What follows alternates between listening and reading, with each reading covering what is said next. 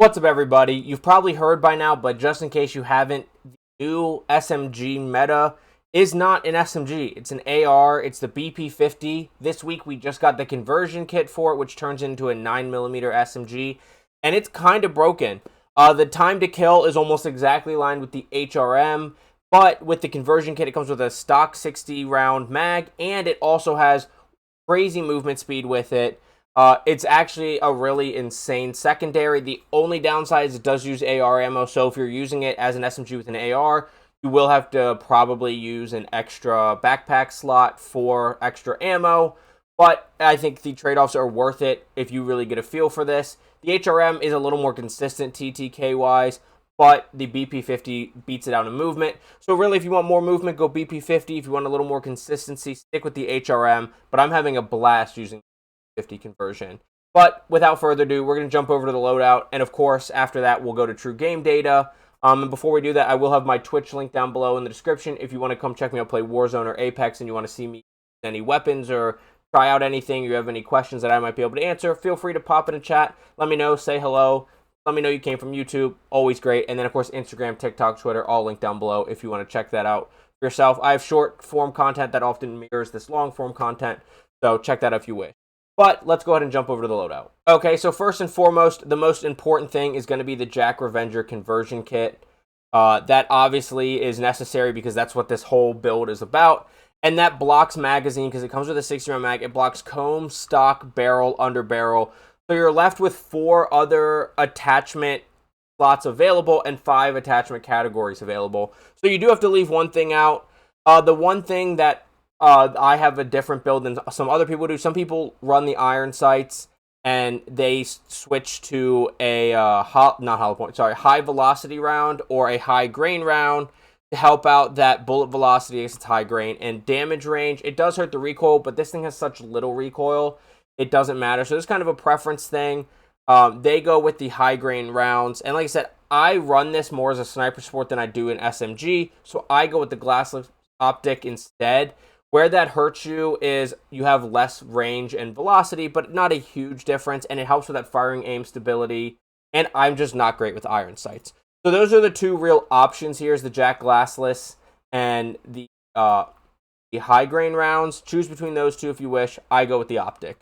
But the attachments you have to use are going to be the ZEM 35 compensator, helps with that vertical recoil, that horizontal recoil, and the big thing that I don't think gets talked about enough by some creators is the firing aim stability is huge. That's really your visual recoil. Then you need the Chimera RYL 33 laser to help with the sprint, the tack stance spread, or the sprint fire speed, or the aim down sight speed, and the aim walking stance to compete with SMGs. So that's important, especially that sprint to fire and the aim down sight time. Now, of course, the flashlight and the laser are visible, but that's only in ADS. And if you're looking for a movement secondary, you're probably not walking around ADSing, so that's not really too big a deal. And then we have, of course, the TRSTIV grip tape to help with firing aim stability, recoil control, and gun kick control. As usual, we'll jump into the firing range really quick to show you how low recoil this is. I'm not the greatest player in the world. I say this every time, but I mean, that doesn't have plates on. Even mid-range, easy. It's so easy to shoot. We'll shoot at the wall, you'll see. Doesn't really have too much recoil. Straight up and just barely to the right. And this thing is so easy to shoot. Like I said, I really like having the optic on there. Of course, like I said, you can take off the optic and go high grain rounds. And you will have a little less firing aim stability because that's what the Jack Glass is like. But the iron sights for iron sights are clean. I just struggle with iron sights. Nothing. The high grain does give you a little more recoil. This thing's so little recoil. Makes no difference. We'll put the pattern, actually, we'll go on this wall here.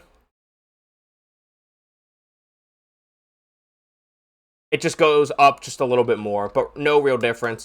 So, of course, it is preference. Like I said, I like to go Jack Glassless here and remove ammo. So this is the build overall that I would recommend. So for those of you that were just interested in the loadout, thank you so much for stopping by. Check out the links I got linked down below. And I'll see you on Urzikstan and Rebirth Island. Get frying. Have a good day. Bye. And for the rest of us, let's go to true game data. Okay, so we're over on True Game Data now. As you can see, we have the exact build I put for the BP50 that I was just showing you, and then the more meta HRM build. I use the long barrel, and I dropped the high grain rounds, so I'm close here, but this is the more meta one. I know some people have the thorn barrel and get rid of the under barrel, but whatever. It's going to be similar enough. So we have the ZEM 35, the folding stock, the DR6 hand stop, the high grain rounds, and the 50-round drum, because that tends to be more of the meta build, even if it's not the one I use. So we're looking at chest TTK here, and you can see they're pretty much the exact same. I mean, they're milliseconds apart. Even if you put on sprint to fire, there's just a small gap with the BP50. ADS time actually puts it in favor of the BP50. So depending on how you want to measure it, they're fairly even. Neck shots, there's a huge gap. The neck multiplier for the BP is much stronger. And headshots, once again, you're very similar TTK. Stomach, the BP50 loses, and that's where I say that the HRM is more consistent, because other than neck shots, which is a really small area, headshots, they're close. Chest shots, they're close. Upper arm, they're close. Lower arm, they're close. And that and stomach are where most of your shots are going, really, are chest, stomach, upper arm, lower arm, and head. The neck is such a small area. But the stomach area is big on a operator, and that is a pretty significant gap there. And then, of course, if you want to go upper arm as well, which people hit, or upper leg, which people hit a lot, especially when you're drop shotting, big gap. Lower leg, big gap. So there's only one big gap for the neck for the BP50, and everything else is really close, or in the HRM's favor. The HRM is going to be more consistent, but the BP50 does compete when you're hitting all your shots and has crazy movement. I mean, even if you go ADS time and go stomach, then they're even, right? So HRM consistent, BP50 movement. And that's shown down here. ADS move speed is actually 0.06 meters per second slower on the BP50 than the HRM. But the ADS time on the BP50 is 55 milliseconds faster. The bullet velocity without the high grain rounds is 10 meters per second faster.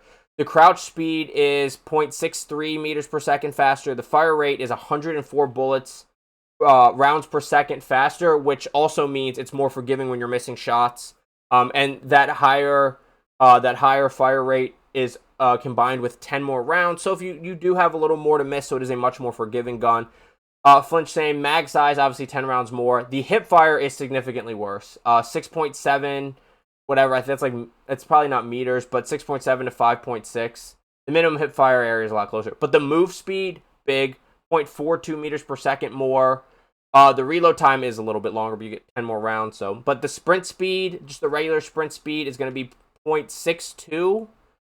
62 meters per second faster, but where it gets really big is down here at the tac sprint speed. 7.7 meters per second is insane, and that's 0.74 meters per second more than the HRM. And the swap speed is slower, but it's your secondary, so you're probably not swapping to your larger gun, or you're in trouble. And the tac spread's a lot closer. It's always been good at that. So, and you get good movement speed when you're in the tac stand. Little secret that a lot of people don't talk about. And the tac sprint to fire is both 0, so whatever. The BP50, once again, I'll say it again, I've said it all video, for movement, HRM for consistency, but if you get consistent with the BP50, you're going to be an absolute... I definitely recommend trying out the BP50 with the aftermarket kit. That's all I have to say about that. Reminder, links are down below. True Game Data will be linked down below as well. And as I said before to the loadout only people, I will see you on Rebirth Island and Urzikstan. Get frying. Have a good day. Bye.